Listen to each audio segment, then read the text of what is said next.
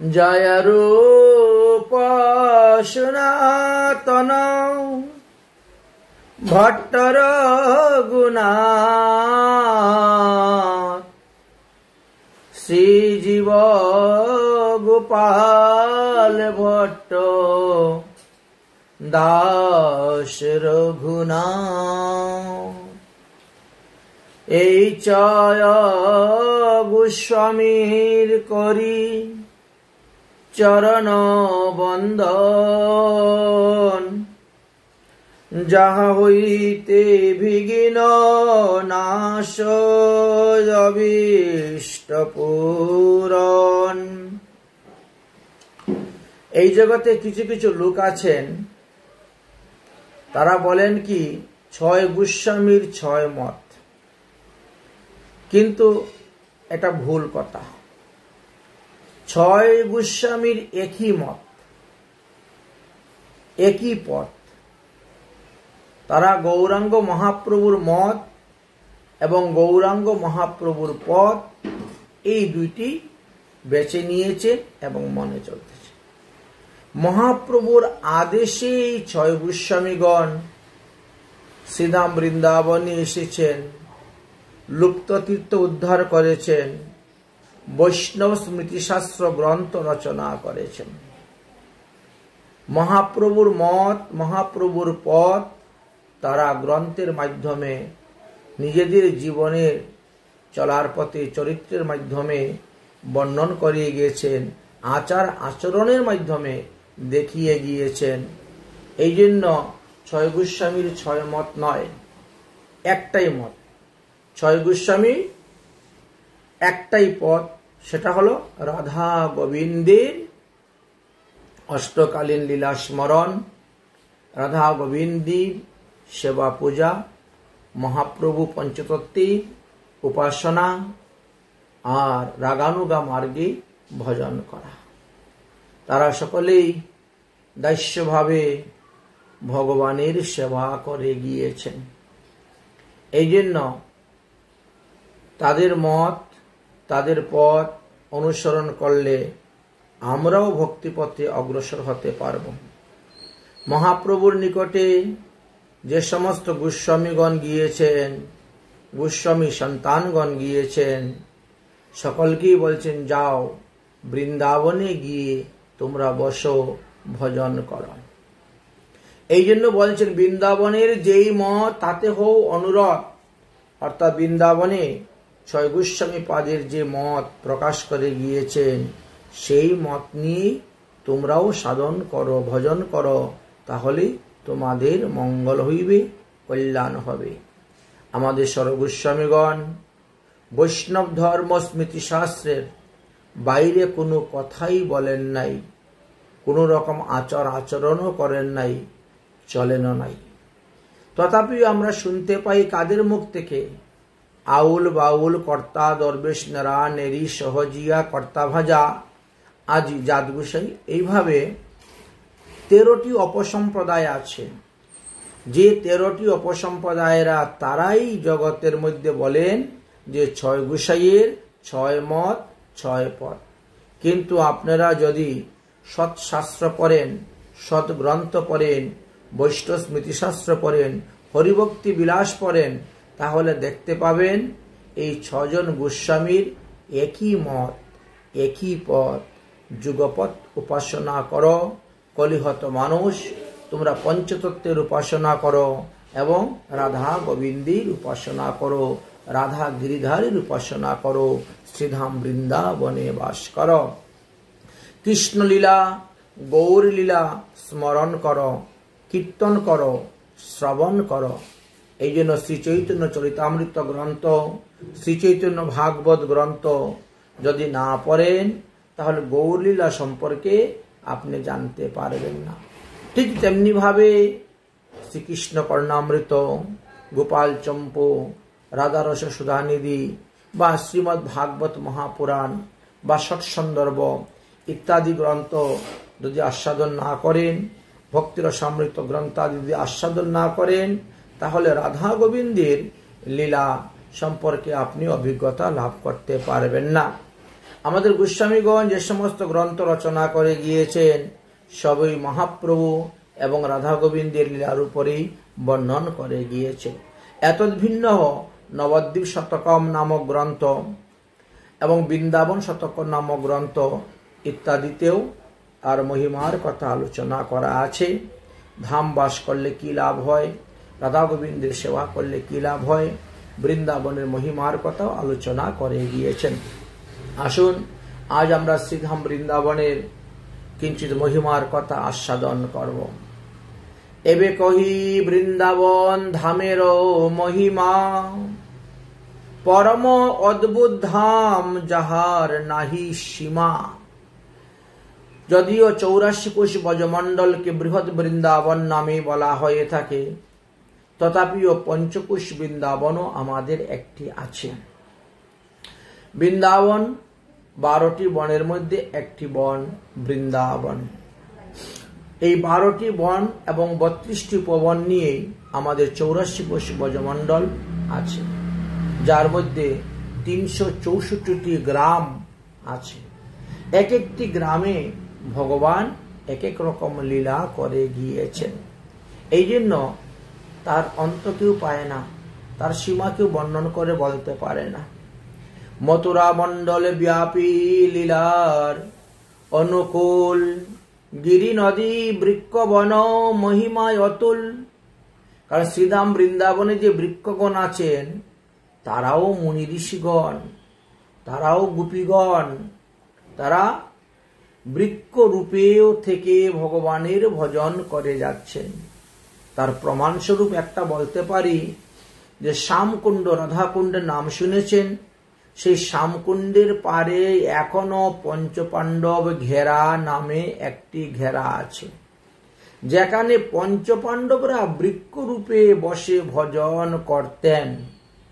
তন্মধ্যে যুধিষ্ঠির মহারাজের সেই বৃক্ষটা এখনো দর্শনীয়, যদিও এটা প্রাপ্তি হয়ে গেছেন, টিন দিয়ে বাঁধিয়ে রাখা হয়েছে তার স্মৃতিস্বরূপ। যেমন বৃন্দাবনে ইমলিতলাতে গেলে পরে 5500 বৎসরের পুরানো তেঁতুল গাছ দেখতে পারবেন, যে বৃক্ষেতে রাধারানী অভিসম্পাদ দিয়েছিলেন যে আজ থেকে আর বৃন্দাবনে কোথাও তেঁতুল পাকবে না। আজও অবধি পাকেও না। শ্রীধাম বৃন্দাবনে 84 কোশ ব্রজমণ্ডলের মধ্যে যত তেঁতুল গাছ আছে, কোন তেঁতুল গাছে তেঁতুল পাকে না, সর্বদই কালা থাকে, কাঁচা থেকে যায়। ঠিক তেমনি ভাবে বৃক্ষ রূপে অবস্থান করে তারা ভজন করছেন। শ্রীধাম বৃন্দাবনে গাভী রূপেও অনেক মুনি ঋষিগণ এসে জন্মগ্রহণ করেছিলেন ভগবান শ্রীকৃষ্ণের সেবা করার জন্য। এই জন্য বলা হয়েছে বৃন্দাবনের পর্বতেরও অপূর্ব মহিমা। এই যে গিরিরাজ গোবর্ধন পর্বত, এই পর্বত তিনি শালমলী দ্বীপেতে জন্মগ্রহণ করেছিলেন দ্রোণ পর্বতের পুত্র রূপে, কিন্তু তিনিও দেখেন শ্রীধাম বৃন্দাবনে এসেছেন রাধা গোবিন্দের লীলার সহায়তার জন্য। ঠিক তেমনি ভাবে আপনারা নন্দগ্রাম গেলে পরেও দেখতে পাবেন পর্বত, বর্ষানায় গেলে পরেও দেখতে পাবেন পর্বত, জাবটে গেলেও দেখতে পাবেন পর্বত, এমনকি আপনারা চরণ পাহাড় কাম্যবনে গেলেও দেখতে পাবেন, আদি বদ্রীনাথে গেলে সেখানেও দেখতে পাবেন, এমন কেদারনাথে গেলেও দেখতে পাচ্ছেন, গোকুল মহাবনে গেলেও আপনারা দেখতে পাবেন। এই যে ছোট বড় বিভিন্ন পর্বত, তারাও এসেছেন গোবিন্দের লীলার সহায়তার জন্য। যাই হোক, এই জন্য বলছেন শ্রীধাম বৃন্দাবনের পর্বত বলেন, পাহাড় বলেন, গিরি বলেন, গুফা বলেন, নদী বলেন, বৃক্ষ বলেন, বন বলেন, প্রতিটারই অপূর্ব মহিমা। এতদ্ভিন্ন সরোবরের তো আরো বিশেষ মহিমার কথায় বর্ণন করে গিয়েছেন। কূপ সরোবর আদি ভুবন পাবন, প্রধান প্রধান কিছু আজ আমরা করিব আস্বাদন। সবকিছু তো বলা সম্ভব নয় 84 কোশ ব্রজমণ্ডলের মধ্যে, তার মধ্যে মুখ্য মুখ্য সরোবরের নামও আমরা আলোচনা করব। কূপ, মনে করেন গোপী কূপ, আমাদের রাধাকুণ্ড শ্যামকুণ্ড পরিক্রমার সময় আপনারা গোপী কুয়া পাবেন। আবার রাধাকুণ্ড থেকে যখন আমরা রওনা হয়ে আমরা কুঞ্জরার দিকে যাই, তখন মালিহারি কুয়া পাওয়া যায়। এক একটি স্থানের এক এক লীলা আছে। এই জন্য যেমন কূপের মহিমাও আছে বৃন্দাবনে, তেমন সরোবরের মহিমাও আছে বৃন্দাবনে। আচ্ছা, সপ্তগিরি 4 ধাম, দ্বাদশ যে বন, দ্বাদশ উপবন হয় পরম মহান। বলছেন এই 84 কোশ ব্রজমণ্ডলের মধ্যে 60টি পাহাড় মুখ্যতম, 4 ধাম মুখ্যতম। 4 ধাম কি? নন্দগ্রাম, বর্ষানা, মথুরা, বৃন্দাবন। একে 84 কোশ ব্রজমণ্ডলের মধ্যে 4 ধাম বলা হয়েছে। আবার উত্তরাখণ্ডে গেলেও আপনারা 4 ধাম পাচ্ছেন, গঙ্গোত্রী, যমুনোত্রী, কেদার, বদ্রী। আবার ভারতবর্ষের 4 দিশাতে 4 ধাম আছেন। যেমন মনে করেন পূর্ব দিকে যদি আপনি যান, জগন্নাথ ধাম পাচ্ছেন, জগন্নাথপুরী। দক্ষিণ দিকে গেলে রামেশ্বরপুরী পাচ্ছেন, পশ্চিম দিকে গেলে দ্বারকাপুরী পাচ্ছেন, আর উত্তর দিকে গেলে বদ্রীনাথ ধাম পাচ্ছেন। তো এইভাবে বিভিন্ন স্থানেতেই 4 ধাম আছে। তার মধ্যে আমাদের বৃন্দাবনেও 4 ধাম অবস্থান করতেছে। বৃন্দাবনে 12টি বন এবং 32টি উপবন অবস্থান করতেছেন, যাহাতে ভগবান সেখানে লীলা করেছেন। শ্রীধাম বৃন্দাবনের সপ্ত কদমখণ্ডী আছে, কদমখণ্ডী বন, যেখানে ভগবান সর্বপ্রথম ঝুলন লীলা করেছিলেন। এই জন্য 60টা কদমখণ্ডী আছে। সপ্ত বট ও বৃন্দাবনে অবস্থান করতেছেন। অক্ষয় বট, ভান্ডির বট, বংশী বট, তারপরে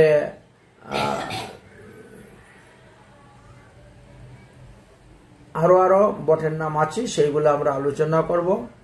অদ্বৈত বট, অক্ষয় বট, ভান্ডির বট, বংশী বট, অদ্বৈত বট, আরো সিঙ্গার বট, আরেকটা জানি কি ছিল। তো এইভাবে আসে নাম, এবং প্রতিটারই পৃথক পৃথক মহিমার কথাও শাস্ত্রে বর্ণন করে গিয়েছেন। এই জন্য বললেন যে ত্রিসপ্ত কদমখণ্ডী, ত্রিসপ্ত বলতে 21টা, 321, ত্রিসপ্ত কদমকটি খণ্ডী, সপ্ত বট হয়, সপ্ত নদী, সপ্ত সরোবর জাতি বিরাজয়।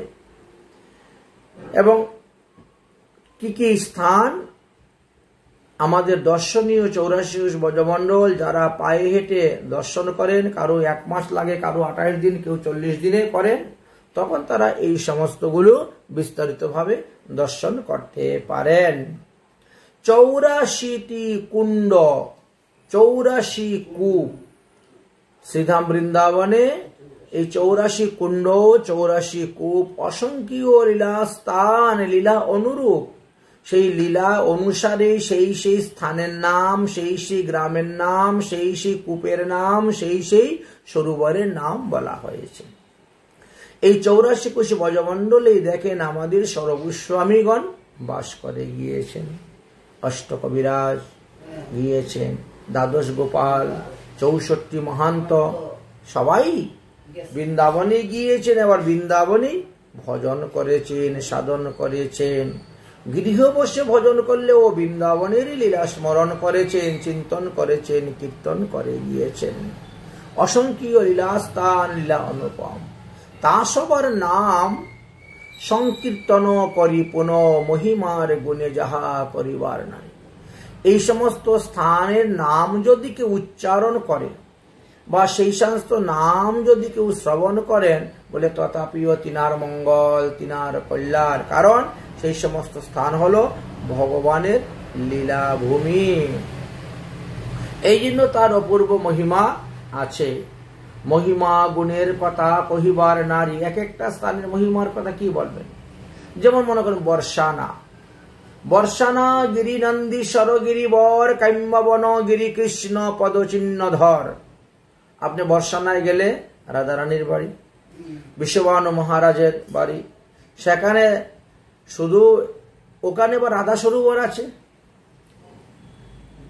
প্রিয়াকুণ্ড আছে, রাধারানীর নাম অনুসারে অনেক স্থানেতেই আছে। বর্ষানাতে রাধা সরোবর এবং প্রিয়াকুণ্ড, এই দুটি খুবই দর্শনীয়। এত ভিন্ন আরো আছে। রাধারানীর যে বিগ্রহটা মন্দিরে সেবা পূজা হয়, সেই বিগ্রহ হেঁটে চলে যান। বিগ্রহের চরণ চিহ্ন পাথরের উপরে পড়ে আছে, ধার এখনো দেখা যায়। কামধেনুর স্তনের যে চিহ্নটা আছে তার পাশেই সেই স্থানটি অবস্থান করতেছেন। এই জন্য বলছেন। তারপরে আপনি কাম্যবনে যান, কাম্যবনে গেলে পরেও সেখানে দেখবেন পাহাড়ের উপরে ভগবান শ্রীকৃষ্ণের চরণ চিহ্ন। ভগবান যে পাথরের উপরে দাঁড়িয়ে বাঁশি বাজিয়েছেন, সেই বাঁশির সুরে প্রেমেতে পাথর গলে গিয়েছে, ভগবান শ্রীকৃষ্ণের চরণ চিহ্ন পড়ে গেছে। নন্দীশ্বরে ভগবানের চরণ চিহ্ন আছে, মানে নন্দগ্রাম। নন্দগ্রামের যেখানে চরণ গঙ্গা, সেই স্থানেই আছে। বৃন্দাবনে আমাদের একটা হলো মানসী গঙ্গা, এক হলো কৃষ্ণ গঙ্গা, আর এক হলো চরণ গঙ্গা। বলেছেন তিনটি তো অবস্থান করতেছেন। এত ভিন্ন তো গঙ্গার আরো অনেক অনেক নাম আছে, অবস্থান আছেন, সবাই বিরাজ করতেছেন। তো যাই হোক, এই যে ভগবানের চরণ চিহ্ন একেবারে সাক্ষাৎ আপনি দর্শন করতে পারছেন, স্পর্শ করতে পারছেন, প্রণাম করতে পারছেন, পূজা করতে পারছেন, মাথা স্পর্শ করতে পারতেছেন। হ্যাঁ, সাক্ষাৎ ভগবানের চরণ চিহ্ন। তাই কাম্যবনের গিরিকৃষ্ণ পদচিহ্ন ধর চরণ পাহাড়ি বলি খ্যাতি জগৎ। এই জন্য চরণ পাহাড়ি নামই খ্যাত। চরণ গঙ্গা, চরণ পাহাড়ি, দুটি স্থানে দুটি নাম আছে। অদ্যপ্রিয় দর্শন শ্রী চরণ চিহ্ন তাতে কদম খণ্ডী গিরি পরম মোহন, যাহা সত্য রাস লীলা হয় গোপীগণ। ভগবান শ্রীকৃষ্ণ 84 কোষ ব্রজমণ্ডলের বিভিন্ন স্থানেতেই তিনি রাসলীলা করে গিয়েছেন। শুধু যে বংশীবটেই করেছেন এমন নয়, আরো অন্যান্য স্থানে তো রাসলীলা, কারণ ব্রহ্মার এক রাত্রি পর্যন্ত এই রাসলীলা হয়েছে। তো বিভিন্ন স্থানে ঘুরে ঘুরে ভ্রমণ করে করে রাসলীলা করেছেন। তাছাড়া দেখো 84 কোষ ব্রজমণ্ডলের মধ্যে সারা বিশ্ব ব্রহ্মাণ্ডের তীর্থ অবস্থান করতেছেন। যখন ব্রজবাসীগণের ইচ্ছা হলো যে আমরা বদ্রীনাথে যাব, ভগবান শ্রীকৃষ্ণ বলে বদ্রীনাথ তো আমার বৃন্দাবন ধামই আছে, তোমার যাওয়ার কি দরকার? বলে কোথায় আছে? বলে চলো আমি দেখাচ্ছি। ভগবান নিয়ে গেলেন, পাহাড়ের উপর দেখাই দিলেন, এই দেখো বদ্রীনাথ, এই দেখো গঙ্গোত্রীর দিকে, এদিক থেকে যমুনোত্রী ধারা বইতেছে, এই দেখো ঋষিকেশ, এই দেখো লক্ষ্মণঝুলা, এই দেখো রামঝুলা, এই দেখো মনুষা পাহাড়, সব দেখিয়ে দিলেন। আজ অবধি তার নাম আদিবদ্রী নাম। 84 কোষ ব্রজমণ্ডলের মধ্যে একটি স্থান আছে আদিবদ্রী ধাম, ভগবান শ্রীকৃষ্ণ দেখিয়ে দিলেন। তো তুমি কেন যাবে সেই উত্তরাখণ্ডের বদ্রীনাথে যাওয়ার? এইখানেই তোমার দর্শন করে সেই নাম। আজও পর্যন্ত সেই অখণ্ড জ্যোতি জ্বলে আসতেছে। 5500 বৎসর আগে যে জ্যোতিটা জ্বালানো হয়েছিল এখনো জ্বলতেছে। বলেছেন আদিবদ্রী গিরিবর পরম সুরম্য বদ্রীনাথ রূপে তথা কানন সুরম্য। বদ্রীনাথ রূপে ভগবান সেখানে অবস্থান করতেন, সবাইকে কৃপা করতেছেন। সেখানে উদ্ধবেরও মূর্তি আছে, শ্রীকৃষ্ণেরও মূর্তি আছে, রাধারানীরও মূর্তি আছে, সবই আছে দর্শনীয়। চরণ পাহাড়ি তথা চরণ গঙ্গা হয়, গু মহিষ আদি তথা পদচিহ্ন রয়।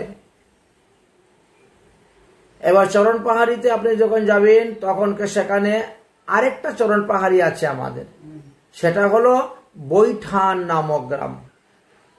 যখন কুকিলাবন দর্শন করা হয় বা কুশিকলা, কুশিকলার থেকে যেতেও সুবিধা এবং কুকিলাবন থেকে যেতেও সুবিধা, সেটা হলো চরণ পাহাড়। ওই চরণ পাহাড়ে গেলে পরে আপনি গরুর পায়ের খুর পাবেন, মহিষের পায়ের খুর পাবেন, বলরামের পায়ের চিহ্ন, চরণ চিহ্ন, শ্রীকৃষ্ণের পায়ের চরণ চিহ্ন, রাধারানীর শ্রীকৃষ্ণের মুকুটের চিহ্ন, হরিণের পায়ের চিহ্ন সব পাওয়া যায়। এমন ভাবে এত ভিন্ন গিরিরাজ গোবর্ধনের মহিমা তো আরো বেশি। সপ্ত পর্বতের মধ্যে গিরিরাজ সর্বশ্রেষ্ঠ। সপ্তম শ্রী গিরি গোবর্ধন, যাহার মহিমা বেদ বিধি অগুচর না যায় বর্ণনা। এই গিরিরাজ গোবর্ধনের 21 কিলোমিটার যারা পায়ে হেঁটে পরিক্রমা করেন, বা গিরিরাজকে দর্শন করতেছেন, স্পর্শ করতেছেন, পূজা করতেছেন, দুধ ঢেলে পূজা করতেছেন, তাদের তো বিরাট বিশেষ মহিমার কথা বলা আছে। ইহা সবার মহিমা যে প্রত্যেক বর্ণিতে, নারীব বর্ণিতে তাহা যে আসিলে বুদ্ধিতে। এই সমস্ত লীলাস্থান বর্ণন করা তো দুঃসাধ্য। এই জন্য প্রবোধানন্দ সরস্বতী পাদ তিনি বৃন্দাবন শতকম নামক একখানা গ্রন্থই রচনা করে গিয়েছেন, 100টা শ্লোকের দ্বারা রচনা করেছে। প্রথমে নন্দীশ্বর গুণগান করি, চিতানন্দময় নিত্য ব্রহ্মময় গিরি, যেখানে ভগবান শ্রীকৃষ্ণ বাস করেছেন। 9 বৎসর ছিলেন ভগবান শ্রীকৃষ্ণ ওই নন্দীশ্বরেতে, মানে নন্দগ্রামকে নন্দীশ্বর বলা হয়েছে। এখানে মহাদেবের যে প্রিয় ভক্ত নন্দী, তিনি বসে তপস্যা করেছিলেন মহাদেবের পাদপদ্ম লাভ করার জন্য। তো বহু পূর্বের কথা, সত্যযুগের কথা। তখন নন্দী দেখেন না গরুর মতন সার, দেখে রাক্ষস অসুররা এসেছিল তাকে ভক্ষণ করবে। তখন তিনি মহাদেবের শরণাপন্ন হলেন, মহাদেব এসে প্রকট হয়ে গেলেন। এই নন্দগ্রামে নন্দীশ্বর মহাদেব প্রকট হয়ে অসুরদেরকে বধ করলেন, কিছু কিছু অসুর পালিয়ে গেল। এবার তিনি কি করলেন, অভিসম্পাদ দিলেন, আজ থেকে এই পর্বতের উপর যদি কোনো দৈত্য দানব অসুর আদি আসে, সঙ্গে সঙ্গে মরে যাবে, আসা মাত্রই মরে যাবে। এই কারণেই তো ভগবান শ্রীকৃষ্ণকে মারার জন্য কংস কোনো অসুর নন্দগ্রামে পাঠায় নাই, যা পাঠিয়েছে গুচারণে, নন্দগ্রামে না। ওখানে গেলে অসুর মরে যাবে, কৃষ্ণকে তো মারতে পারবে না, সে আরো মরে যাবে, এমন মহিমা। তাই বললেন চিতানন্দময় এই স্থান। প্রথমেই নন্দীশ্বর গুণগান করি, চিতানন্দময় নিত্য ব্রহ্মময় গিরি। এই নন্দীশ্বর পর্বতকে কৈলাস পর্বত বলা হয়েছে। আর ব্রহ্মময় গিরি বলতে বর্ষানার পর্বতকে ব্রহ্মগিরি বলা হয়েছে। আর গোবর্ধন পর্বতকে বলা হয়েছে গোলক ধাম। তাহলে গোলক আর ব্রহ্মগিরি আর কৈলাস পর্বত, এই 3টি স্থান 3টি নামে অভিহিত হয়েছে। যারা যুগপীঠ স্মরণ করেন, বৃন্দাবনের স্মরণ করেন, তারা এই লীলাকে সবথেকে বেশি বুঝতে পারবেন। যুগপীঠ যুগেশ্বর জগত আরাধন, পরাৎপর কৃষ্ণ ক্রিয়া ধাম নিত্য সিদ্ধন। আর এই বৃন্দাবন ধামে ভগবান শ্রীকৃষ্ণ সর্বদা বিরাজ করেন। তিনি রাধারানীকে বলেছেন যে বৃন্দাবনং পরিত্যজ্যং একপাদম ন গচ্ছামি, আমি বৃন্দাবন ধাম ত্যাগ করে এক পাও কোথায় যাই না, যাব না, এখানেই থাকবো। বৃন্দাবন ধাম হলো ভগবান শ্রীকৃষ্ণের নিজের ঘর। এই জন্য সমস্ত তীর্থ হইতে শ্রেষ্ঠ এই স্থান। পিতা ছিল নন্দ রাজা, মাতা শ্রী যশোদা, গোপ গোপিকা সহ তথা লীলা সদা। এখনো লীলা করে যাচ্ছেন, কোন ভাগ্যবানে দেখতে পায়, এখনো কৃষ্ণের বাঁশির ধ্বনি শুনতে পায়। বলে না, এখনো শ্রী বৃন্দাবনে বাঁশি বাজে। তো যাদের শোনার মতো কান, তারা শুনতে পায়। যাদের সেরকম নয়ন হয়েছে, তারা দেখতে পাচ্ছে, সেই নিত্যলীলা দর্শন করে যাচ্ছেন। পরাৎপর কৃষ্ণলীলা ধাম নিত্য সিদ্ধ। পিতা শ্রী ছিল নন্দরাজ, মাতা যশোদা, গোপ গোপী সহ তথা লীলা চলছে সদা। প্রাতকালে মাতা গাত্র কান করাইয়া, করে করি শত শত চুম্বন করিয়া, অশ্রু জলে বাসি যায় স্তনে কির বয়ে, স্নেহে মাতা নাহি চারি কণ্ঠ ধরি রহে। এখনো ভগবান শ্রীকৃষ্ণকে মা যশোদা ঘুম থেকে তুলেন। মা যশোদা স্নেহময়ী মাতা, স্নেহে মাতা নাহি চারে কণ্ঠ ধরি রহে, কারণ গোচারণে যাবে কৃষ্ণ, তাই মনে বড় দুঃখ পান, এত লোক থাকতে তুমি কেন গোচারণে যাবে। তারপরে নানা অলঙ্কার দিয়ে সাজান, স্বর্ণ অলঙ্কার কৃষ্ণ অঙ্গতে সুশোভিত, নীল রতন যেন সোনায় জড়িত। বিভিন্ন অলঙ্কার দিয়ে কৃষ্ণকে ভালো করে সাজাতেন। মাতা যশোদা, যশোদা মাতার কণ্ঠে ভালো শুভে করে, ত্রৈলোকের উপমা তার নাহি দিবারে। কত পুণ্য করেছিলেন মা যশোদা, তবেই তো কৃষ্ণকে পুত্ররূপে পেয়েছে। কেবা ছিল নন্দ যশোদা, কি কারণে হইলেন কৃষ্ণ নন্দেরই বাচা। হ্যাঁ, কোন পুণ্যতে মা যশোদা শ্রীকৃষ্ণকে করল বন্ধন, কোন পুণ্যতে পাইল তারা গোলক। হ্যাঁ, তাহলে পাইল কেমন করে, তার ঠিকানি কথা নাকি, কত তপস্যা করেছে। মায়ের আদরে কৃষ্ণ আলোইয়া গা নাচে, দুখানি পদ আধো আধরা, ছোট ছোট অল্প অল্প কথা বলে। বদন মায়ের স্কন্দে করে কণ্ঠ ধরি, মৃদু হাসিন বদনে চমৎকার করি। কত লীলা করে গিয়েছেন এই গোলক বৃন্দাবনে। নাসাতে লুলক গজমতি আনন্দিত, কি আশ্চর্য তাহা হেরি ভুবন মোহিত। ভগবান শ্রীকৃষ্ণেরও নাকের মধ্যে একটা নুলক ছিল ছোটবেলা, তো বড় হওয়ার পরে তো খুলে দিয়েছেন, ছিদ্রটা ছিল, ছিদ্রটা ছিল। এই কথাটা পরে ধরা পড়েছে, যখন বৃন্দাবন থেকে গোপাল সাক্ষী দেওয়ার জন্য পুরীতে গিয়েছিলেন। হ্যাঁ, পুরীতে গিয়েছিলেন, তখন রাজার যে স্ত্রী বুঝলেন গুন্ডিচা দেবী, তিনি বলছেন হারে গোপালের যদি একটা নাকে ছিদ্র থাকতো আমি একটা লুলুক পরা, কানে তো ছিদ্র আছে, নাকে যদি থাকতো। ওই দিন রাত্রি স্বপ্নে দেখাইলেন, ছোটবেলায় মা আমার নাকা ছিদ্র করেছিলেন, এখনো আছে, অতএব তুমি পড়াতে পারো। দেখেন, পড়াই দিলেন।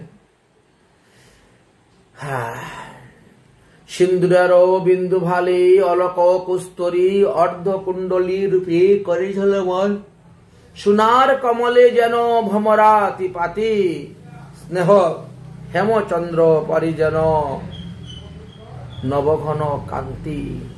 তাহার উপরে শুভে মণিময় সিন্ধু, হেমজরা ইতে আনন্দ মুক্তাপাতি। তাহে মা যশোদার রূপেরও বর্ণন করছেন, যেমন ভগবান শ্রীকৃষ্ণের করছেন তখন মা যশোদারও করছেন।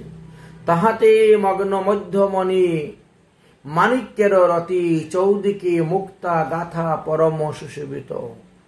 টিকা আন্দোলয়ারান সূচকিন ভালো, তাহাতে চমৎকার শুভে বদন কমল। বাহুযুগে বাজুবন্ধ রতনে জড়িত, তাটঙ্গ তাবিত তাতে ঝাঁপা সুশোভিত। নীলমণি চুরি করেন কঙ্কন বলয়া, অঙ্গুলে অঙ্গুলি হীরা মানিক কলা। গজেন্দ্র গমনে হাসির সেহ সহচরী, সমান বয়স ভেষ পরম সুন্দরী। ব্রজের গোপীগণ কৃষ্ণকে সুখ দেওয়ার জন্য তারা এত সুন্দর করে সেজে গুজে সবসময় থাকতেন যেতেন। কৃষ্ণ কথা আলাপনে হাসিতে খেলিতে, লুহিত পুষ্পের জ্ঞান ফুলিতে লুলিতে। গুঠের শিখেতে আসি উপনীত কইল, কৃষ্ণকেরি হৃদয় কমল বিকশিত। সখীসহ পরম আনন্দে ভগ্ন হইয়া, আরুরণে হেরি সুখেতে ভাসিতা। শ্রীকৃষ্ণকে দেখলে পরে সবার মনের মধ্যে আনন্দ উদয় হইত। প্রেমের বিকার লোক ভয়ের সম্ভরীরা, সভোদনে নীলা আরো রুট ঘোড়া টানিয়া। সেই গ্রীভার ভঙ্গি শ্রীহস্তের শুভা, করতল রক্ত কর পৃষ্ঠ স্বর্ণ আভা। তাহাতে তাহাতে রতনাঙ্গুলি পরম মোহন হেরিয়া কৃষ্ণচন্দ্র হইলা মগন। গোপীগণের অঙ্গের শোভা হেরে মা যশোদার অঙ্গের অলঙ্কার হেরে কৃষ্ণ খুব আনন্দিত হতেন, খুশি হতেন, সন্তুষ্ট হতেন। আরু তাতে ছলক্রমে বসন উখারি ঘুমটা খুলিয়া চাহে নয়ন পসারি। কৃষ্ণচন্দ্র তাহা হেরি পুলক হৃদয় নিজানন্দ অনুসম্বে ভুরি চমৎকৃত হয়। কখনো কখনো গোপীগণ লজ্জায় ঘুমটা দিতেন, তো ঘুমটা সরাইয়া কৃষ্ণ তাদের মুখ দেখতেন। এমনকি ব্রজে যত কৃষ্ণের সখাদের বিবাহ হতো, বিয়ে হলে সবার আগে কৃষ্ণ গিয়ে নববধূর মুখ দেখতেন। বলেছে সবার আগে কোন সখা বিয়ে করলে সবার আগে কৃষ্ণ যাবে মুখ দেখার জন্য বউয়ের। হ্যাঁ, কিন্তু যখন এই মীরাভাই পূর্বজন্মে, মীরাভাইয়ের পূর্বজন্মের কথা, ইনিও ব্রজের গোপী ছিলেন এবং নন্দগ্রামে তিনার বিবাহ হয়েছিল। ইনার জন্ম হয়েছিল সংকেত বনে। বৃন্দাবনের মধ্যে 32 উপবনের মধ্যে একটা উপবন হলো সংকেত বন। ওখানে তো তিনার মা ওনাকে বলতেন, খবরদার কৃষ্ণের মুখের দিকে তাকাবে না, কৃষ্ণকে কখনো মুখ দেখাবে না। কৃষ্ণের নামে উনি খুব বদনাম করতেন, দুর্নাম করতেন কৃষ্ণের। হ্যাঁ, এই জন্য বলতেন, খবরদার যদি একবার তার নয়নে পড়ে যায় তাহলে কিন্তু, আর সে যদি একবার তোর মুখ দেখে নে, তোর পিছনে সুন্দরী ছিলেন রূপবা, এই জন্য। আর ইনিও ওইটা গাইড বেঁধে রেখে দিয়েছেন। ভগবান শ্রীকৃষ্ণের সখা একদিন সেজে গুজে যাচ্ছে, বলে সখা তুমি কোথায় যাচ্ছ? বলে আমি শ্বশুর বাড়ি যাচ্ছি বউকে আনার জন্য। আগেরকার দিনে ছোটবেলা বিবাহ হয়ে যেত, বড় হলে পরে বউকে আনত। বলে তো যা, বউকে আনতিস, আমি রাস্তায় বসে আছি, সবার আগে আমাকে মুখ দেখাইবে। আমি এখানে বসে আছি, বউ নিয়ে আয়, মুখ দেখবো। যখন আসছে তখন তো আর মুখ দেখাচ্ছে না। এই শুনছি কৃষ্ণের কথা, আর মুখ দেখাইনি। কত অনুনয় বিনয় করলেন কৃষ্ণ, তারপরে মুখ দেখালেন না। তখন বলছেন, যা, যদি দেখাইলে না তাহলে আমি আর তোর মুখ দেখতে যাব না। সেই জন্ম আর পেলই না, কৃষ্ণ পেলই না। বলেছেন মীরাবাইয়ের জীবনীতে আছে। আর এই জন্মে এসে তিনাকে কত কষ্ট করতে হলো, তারপরে গিয়ে কৃষ্ণকে পেলেন। হ্যাঁ, বহু কষ্ট করে, বহু দুঃখ সহ্য করে। যাই হোক, তাই ভগবান শ্রীকৃষ্ণ ঘুমটা খুলাইয়া চাহে নয়ন পশিয়া। কৃষ্ণচন্দ্র তাহা হেরি পুলকিত হৃদয় নিজানো সন্ধান ভূমি চমকিত চাহে। পুলক কমল হেরি নয়ন যেমন ভ্রমর, পূর্ণচন্দ্র হেরি যেন লোভেতে চকর। নবঘন পানে যেন চাতুক চাহায়, চন্দ্রের উদয় যেন সিন্ধু উচলায়। তেমনি শ্রীকৃষ্ণ হৃদয় নয়ন উন্মত্ত, রস লাভি জানিয়া রসির পরতত্ত্ব।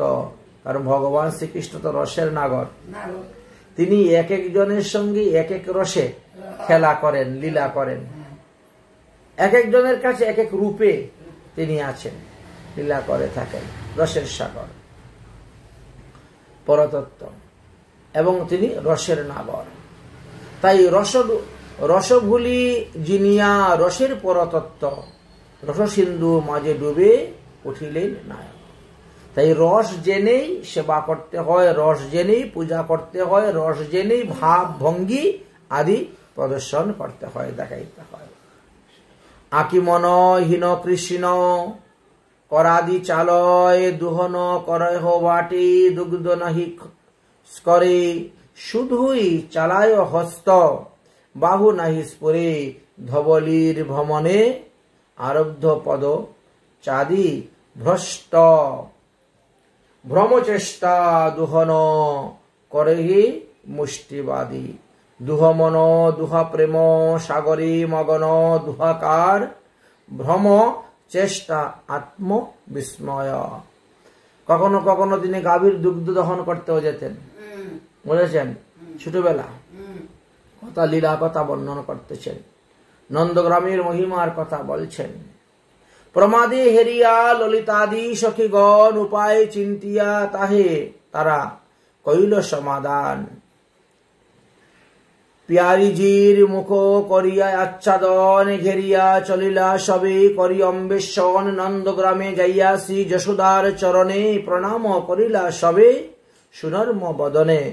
রাধারানীও বিশেষ বিশেষ অনুষ্ঠানে নন্দগ্রামে যেতেন, বলেছেন, এবং রন্ধনাদিও করতেন, সহস্তে পরিবেশনও করতেন সবাইকে। কারণ নন্দ বাবা আর বিশ্ববানু মহারাজের মধ্যে একটা ঘনিষ্ঠ সম্পর্ক ছিল। ঠিক তেমনি ভাবে মা যশোদা কীর্তিদার মধ্যে ছিল। মাতা যশোদা রাধিকা হেরিয়া আনন্দিত হইয়া কুরে করি শত শত চুম্বন করিলা। আহু বৎস তোমারে বলাই লইয়ে মরি, তোমার সম গুণবতী ব্রজে নাহি হেরি। মা যশোদাও রাধারানীকে পেলে খুব আদর করতেন, খুব যত্ন করতেন, আনন্দ করতেন। রূপে গুণী শিলে কর্মে কুশল রন্ধনে। রাধারানী খুব ভালো রান্না করতে পারতেন, বুঝেছেন, রন্ধনে। এবং দুর্বাসা ঋষি বর দিয়েছিলেন যে তোমার হাতে রন্ধন যে খাবে সে নিরোগ, তার কোনো রোগ সুখ হবে না, সে মহাবলবান হবে, কেউ তাকে কখনো পরাজিত করতে পারবে না। এই জন্য প্রায় সময়ই মা যশোদা রাধারানীকে নিমন্ত্রণ দিয়ে আনতেন রান্না করার জন্য। যখনই কৃষ্ণ কোনো কিছু খেতে চায় না, মন খারাপ, ভাল লাগে না, বসে থাকে, খায় না, এই কি একটা রোগ হয়েছে, এই জন্য। রূপে গুণী শিলে কর্মে কৌশল রন্ধনে, এমন বালিকা আর না দেখি ভুবনে। রাধারানীর মতন এত সুন্দর রান্না করতে পারে এমন কেউ নাই ভুবনে। এই জন্য আমরা যখন রান্না করতে বসি তখন রান্না করার সময় রাধারানীর কাছে প্রার্থনা করতে, আগচ্ছ আগচ্ছ রাধে বৃন্দাবনেশ্বরী মন্ত্রটা বলতে হয়। চুলা যখন ধরানো হয় কৃষ্ণ ভগবানের ভোগের জন্য, তখন বলা হয় আগচ্ছ আগচ্ছ রাধে বৃন্দাবনেশ্বরী, কৃষ্ণার্থে কি ক্রিয়তাম পাকম সুসাধ্য অন্ন চতুর্বিধম। বলেছেন, রাধারানী যেটা রান্না করতেন কৃষ্ণ খুব আনন্দে পেতেন। এই জন্য তয়া পচিতং, রাধারানী যেটা রান্না করতেন সেটা কৃষ্ণের জন্য খুব সুখকর হতো, ভালো হতো। আহা মরি কি নিধি নির্মল তোমা, ত্রিভুবনে তোমার সম নাহি উপমা। দেখেন রাধারানীর মহিমার কথা ব্রজগোপীগণ সবাই বলতেন। আমার কৃষ্ণের রূপ যেমন সুন্দর, তাহার সহিত হ তুলনা তোমার, তোমারও সেই রকম সুন্দর। বিধাতা বিমুখ মুরে বঞ্চনা করিল, হেন যে রূপসী বধূ মুরে না হইল। মা যশোদা আবার দুঃখ করতেন, তোমার মতন যদি একটা সুন্দরী আমার ছেলের বউ হইতো তাহলে তো কত ভালো হইতো। হ্যাঁ, কিন্তু আবার ছেলের কপালে যে কোথায় আছে বলা যায় না। অথচ আমার স্বাভাবিক হয় জ্ঞান, তোমারে দেখিলে যেন মোর বধূর সমান। রাধারানীকে দেখলে মনে হতো যে আমার পুত্রবধূ এসেছেন, এইরকম ভাবে মনে হতো সমান। এত কহি বক্ষ পরি স্নেহ বসে রাখি, বদন চুম্বন খরি ছল ছল আখি। কত আদর করতেন রাধারানীকে মা যশোদা।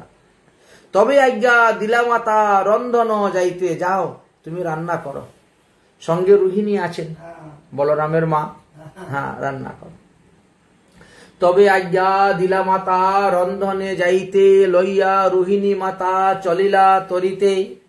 অনুগতা দাসী চরণ ধুয়াইয়া, সোনার পুটুলি গৌর রন্ধনে চলিলা। বাইরের থেকে আসছেন, এই জন্য হাত পা ধুয়ে এবার রাধারানী রান্না করতে ঢুকেছেন। যুগাইয়া দেন তবে রোহিণী মাতা, ইনি হলো ওই সবজি আমানি করে দেওয়া, মশলা বেটে দেওয়া, এগুলা রোহিণী মাতা। আর রাধারানী রান্না করেন, রান্না বসিয়ে দিয়েছেন রোহিণী মাতা। ক্ষণমাত্রে পাক করল অমৃত নিন্দিতা। অল্প সময়ের মধ্যে বহু ব্যঞ্জন রান্না হয়ে গেছে, খুব সুস্বাদ্য, অমৃত নিন্দা করে। কতক ব্যঞ্জন তাহা না যায় বর্ণন, শল্যান্ন পৃষ্টান্ন ক্ষীর সুস্বাদ্য বিলক্ষণ। অন্যান্য গোপীগণ জলপাত্রাদি সামগ্রী বানাইলা সুন্দর হইলা চিত্রবেগ্র, সুন্দর করে সাজিয়েছেন। উৎকণ্ঠা হইয়া মাতা কৃষ্ণরে বুলাইলা, রান্না হয়ে গেছে। মা যশোদা বলে, কৃষ্ণ কানাইয়া তুমি তাড়াতাড়ি স্নান করে আসো, স্নান করে আসো। স্নান করাইয়া তারে জলপান করাইলা মধুমঙ্গল আর শ্রীদামাদিগণ কৃষ্ণকে যতক সংখ্যা প্রণয় ভোজন। এবার ভগবান শ্রীকৃষ্ণের যত সখা আছে সবাই এসে বসে গেছেন পুরা উঠান জুড়ে। একদিকে নন্দ, উপানন্দ, সুনন্দ এরা বসছেন, একদিকে সখারা বসছেন, আর রাধা রানী পরিবেশন করেন। সখী সঙ্গে রাধা রানী ভুজ্য পরিবেশন। আচ্ছা, ভোজন করিয়া কৃষ্ণ খুব হাসছেন। মধুমঙ্গল, শ্রীদাম সুদাম, দাম বসুদাম তারাও বসেছেন প্রসাদ পাওয়ার জন্য, একসঙ্গে বসেছেন। শ্রীকৃষ্ণের যত সখা প্রণয় ভোজন, খুব গল্প হচ্ছে, আনন্দ উৎসব হচ্ছে, ভোজন করছেন। কৃষ্ণ বলরামের মাতা সবার সহিত ভোজন করান অতি স্নেহ আদ্যচিত। ভোজন কালিনী কৃষ্ণ সখাগণ সঙ্গে কত না কৌতুক করে হাস্যে কত রঙ্গে। ভোজন করতে করতে কত হাস্য পরিহাস্য উপহাস্য রঙ্গ চলে এলেন। বর্ণিতে নাহিনু তাহা বিস্তার করিয়া সংক্ষেপে কহিনু কিছু ভোজন ক্রিয়া। এইভাবে ভগবান শ্রীকৃষ্ণ নন্দালয়ে ভোজন করিতেন। ভোজন সমর্পণ করিয়া ভোজন আচমন করিলা, শয়ন করিয়া কিছু তাম্বুল চর্ব নিলা। তারপরে খাওয়ার পরে একটু বিশ্রাম, এবার তাম্বুল। সখীরা তখন কি করলেন, ওই সুযোগে কৃষ্ণ যখন পান তাম্বুল ভোজন করতে গিয়েছেন, ওই শ্রীকৃষ্ণের থাল থেকে এক মুষ্টি এনে রাধারানীর থালে দিয়ে দিলেন। এবার শ্রীকৃষ্ণের অদরামৃত ছাড়া রাধারানী ভোজন করতেন না।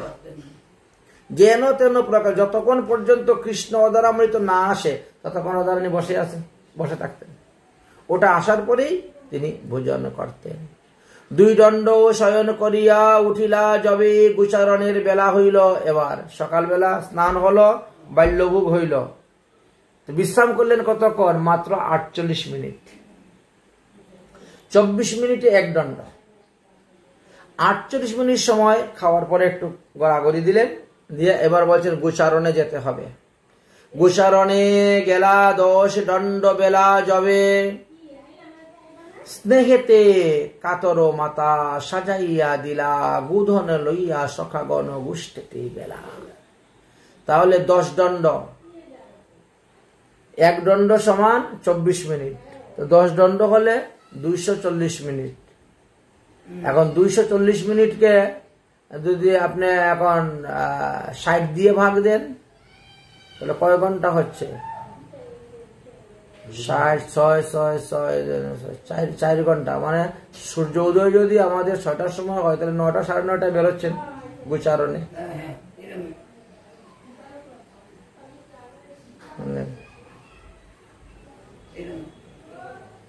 বা 10টার সময় কৃষ্ণ গোচারণে বেরিয়ে যান। এখানে এটি প্রমাণিত হচ্ছে।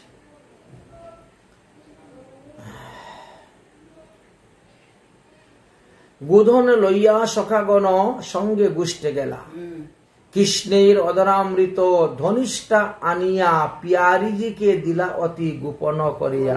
তাহলে কে এনে দিচ্ছেন? ধনিষ্ঠা।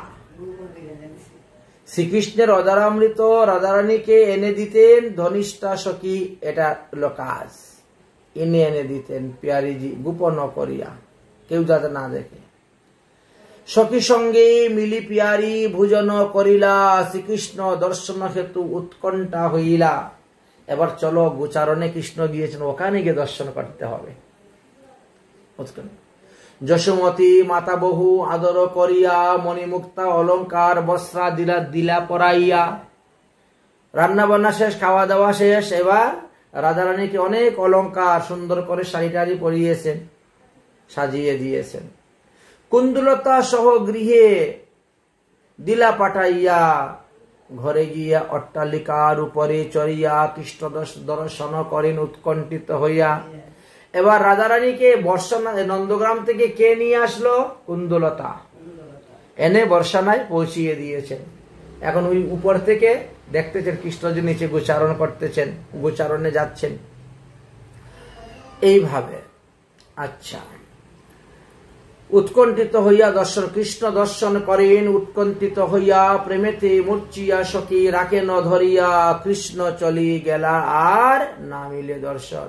দর্শন করতে করতে রাধারানী মূর্ছিত হয়ে পড়ে গেছিলেন।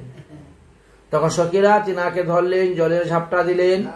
যখন সুস্থ হলেন, চক্ষু মেলে তাকাইলেন, তখন আর কৃষ্ণকে দেখতেন। কৃষ্ণ গুষ্টান করতে করতে অন্যদিকে চলে গেছেন। বিরহে কাতর হেরি মিলি সখীগণ, গুরুজন অনুমতি লইতে আসিলা। তখন কি করেন, রাধারানী কৃষ্ণকে দর্শন করতে চান। এখন দর্শন করার উপায় কি? একটা বার করলেন, সূর্য পূজার ছলনা। ছলনা আসল উদ্দেশ্য হলো কৃষ্ণের সঙ্গে মিলন, আর সূর্য পূজাটা হলো ছলনা। এবার ছলনা করছেন, ওগো আমরা একটু সূর্য পূজা করতে যাব, একটু রাধারানীকে সঙ্গে করে নিয়ে যাই। গুরুজনদের কাছ থেকে অনুমতি। সূর্য পূজার ছলনা করে বনে লইয়া চলিলা, বৃন্দাবনে গিয়া রাধা কুণ্ডর তীরে উপস্থিত হইলা। মিলনটা কোথায়? রাধা কুণ্ড। এই জন্য রাধা কুণ্ড শ্যামকুণ্ডটা হলো 84 কোষ ব্রজমণ্ডলের মধ্যে শ্রেষ্ঠ স্থান। 84 কোষ ব্রজমণ্ডলের মধ্যে সর্বশ্রেষ্ঠ স্থান। রাধা কুণ্ড তীরে অনেক কুঞ্জ আছে। এক এক দিন এক এক কুঞ্জেতে লীলা করেন, ভোজন করেন, শয়ন করেন। বহু বহু কুঞ্জ আছে।